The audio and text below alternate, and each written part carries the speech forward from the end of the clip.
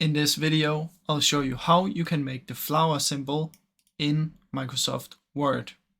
Now this is super simple, guys, so let's get straight into it. First, what you want to do is type these numbers 2741, then press and hold the Alt key on your keyboard next to the Windows button and press X.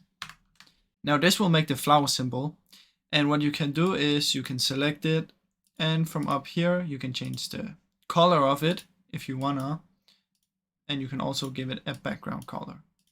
So you can just do this. You can make it even bigger if you wanna. Let's do this, and you can copy, you can paste, you can choose a new color. Say you want this one in green, and that's basically how you can do it, guys. Now I really hope you enjoyed this video, and if you did, please leave a like and subscribe, as it helps me out a ton. Thank you so much for watching.